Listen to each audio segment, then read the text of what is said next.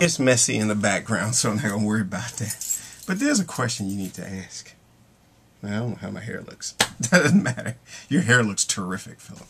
Anyway, here's the thing. The great question to ask. Is there such a thing as irrational behavior? That might at first seem like, wait a minute, whoa, time out, Green Bay. Green Bay calls time out. We need to huddle and talk about this because that seemed like the silliest question ever.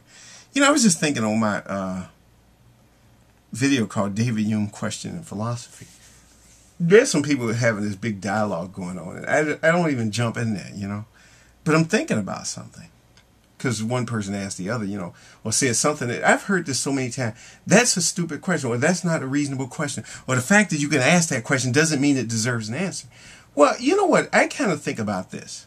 I have, from all my life, asked questions that I never questioned whether they deserved an answer. I just asked them because they would just, and I asked them to myself. And in my mind, once you always approach things in life with a question, you look for things. Like, you know, like you might wonder, gee, I wonder if water boils in less than a minute. You know, nobody else in the room, but you think that question. So you put it in there, you get a timer, and you time it and see if it boils in less than a minute. If you turn it up to this particular thing. The questions, I don't think of questions that way. So in my mind, every question I think to ask is a legitimate question.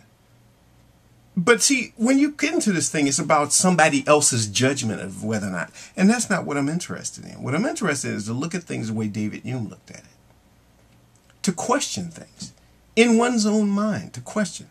Is there such a thing as irrational? Because I've been thinking about it. I always hear people say, well, this is irrational. Well, that's irrational. Or this is rational, and that's it. And I get to thinking, wait a minute, we use these words all the time, and we never even stop to question the legitimacy of it. Is there such a thing as rational or irrational? Because it always seems to me that what we really mean by irrational is someone else's behavior that we don't approve of. If somebody does something that we don't approve of or we don't agree with, we call it irrational. Or what the majority would approve of, or what some authority figure doesn't approve of, or what people in a particular field don't approve of. We call that behavior irrational. In other words, it comes down to what David Hume talked about. Sentiment. Feelings. What you would judge to be irrational really comes down to what you don't feel comfortable about. If you don't feel comfortable with the idea of people believing in God, that's irrational. If you don't feel comfortable about people being atheists, that's irrational. If you don't feel comfortable about mixed race couples, that's irrational. If you don't feel comfortable about people spending thousands of dollars on their pets, that's irrational. If you don't feel comfortable about people eating dogs and cats in some other culture, that's irrational.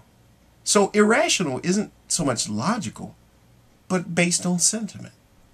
That seems to be the case. And I think David Hume would agree with me 100% on that.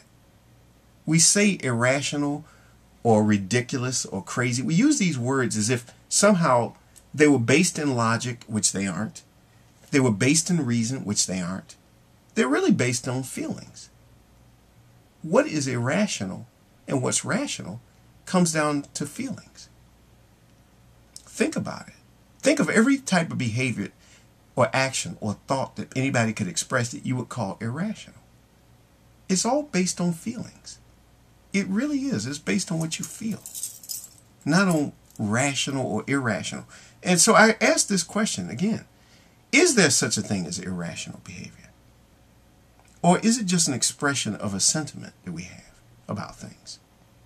It's a question. That's all. It's just a question. It's kind of a rhetorical question. I wonder if there really is such a thing. My thought on it is that it's based on feelings, but I could be wrong.